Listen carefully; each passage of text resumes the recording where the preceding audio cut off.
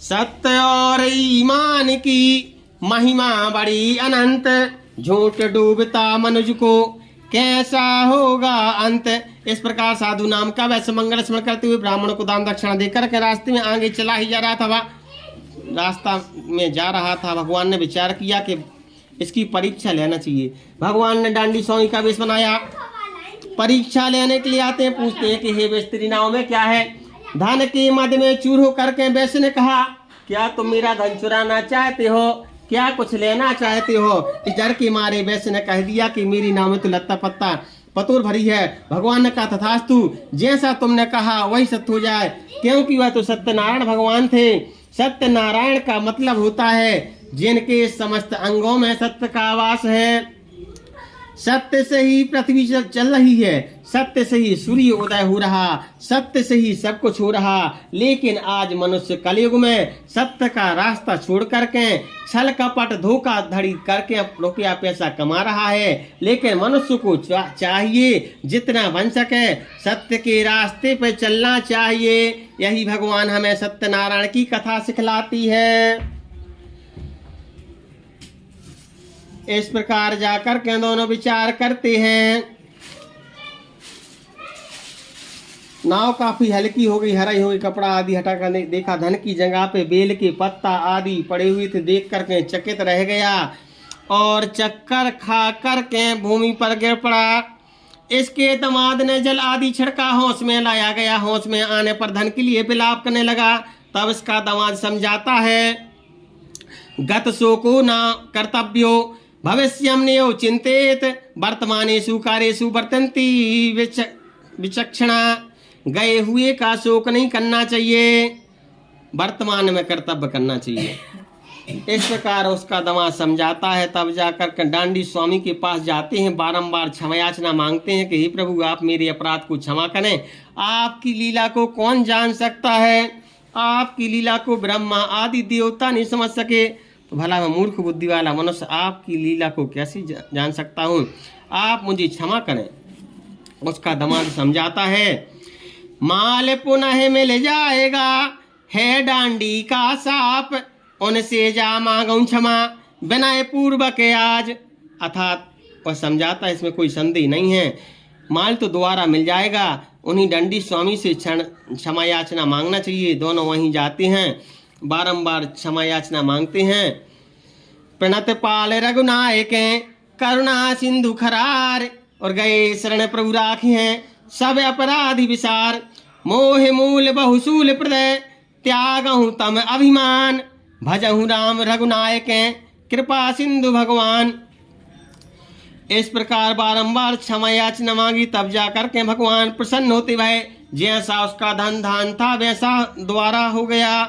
अब दोनों भगवान की प्रशंसा करते हैं, स्तुति करते हैं। नारद ते सुख व्यास रटे, मुनि स्वामी तौ को पार न पावे। जाहि अनादि अनंत अवेद्य, सुवेदन अछेद निरंतर गावे।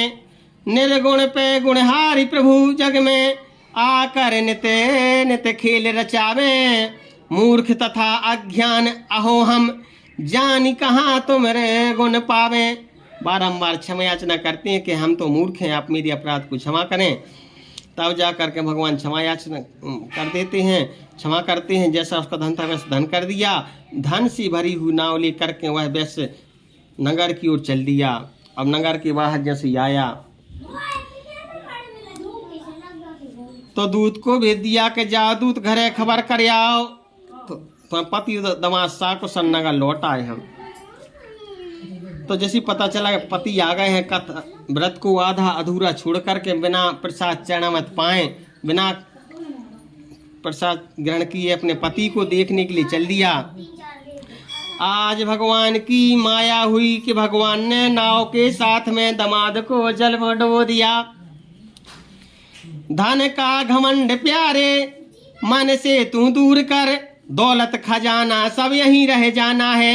अल्पकाल जीवन में राम नाम ध्यान धर, आए जहां से फिर वहीं चले जाना है। लड़ाई और झगड़े का कुछ काम यहाँ नहीं, काहे को किसी से तुमको बैर बढ़ाना है। लाखन में एक बात तुमको बताता हूँ, काहू को सताओ मत, अंत में मर जाना है। नर काम क्रोध तथा प्रलोभन से जो सदैव मुक्त है, वह प्राप्त करता शुभ आचरण से जो सदा युक्त है। इस प्रकार अब उसने देखा तो नाव के साथ में दामाद को जल में डुबो दिया। अब पुत्री अचरज करती है कि हे भगवान, हमारे पति कब और कहाँ कैसे गायब हो गए हैं। तब जाकर के आकाशवाणी हुई कि तो घर जाओ, व्रत को पूरा करके आओ, प्रसाद चरणामत पा करके आओ, तब जाकर के तुम्हें तुम्हारे पति सही सलामत मिलेंगे। वह घर गई, व्रत को पूरा किया, प्रसाद चरणामत पा करके आई, उसका पति उसे सही सलामत मिल गया। अब बार बार प्रार्थना करने लगी कि कृपा की न होती जो आदत तुम्हारी, तो सुनी ही रहती अदालत तुम्हारी। जो मुजलिम न होते न तुम होते हाकिम, न घर घर में होती इबादत तुम्हारी। प्रभु हम मुझसे जो गलती हुई है, कृपा करके उसको संभालो मुरारी। ऐसा कहती हुई वह पृथ्वी पर गिर पड़ती है। तो उसका पति जमा सही सलामत मिल जाता है। अब उसके पिता ने कहा चलो बेटी चल करके भगवान सत्यनारायण का व्रत करना है। मिलकर के साधु नाम के वैश्य ने परिवार के साथ भगवान सत्यनारायण का व्रत किया। अनेक प्रकार की सुखों को भोगते हुए ये दोनों भी इस लोक से चले जाते हैं, वैकुंठ की प्राप्ति होती है। इति स्कंद पुराणे खंडे सत्यनारायण व्रत कथायाम चतुर्थो अध्याय।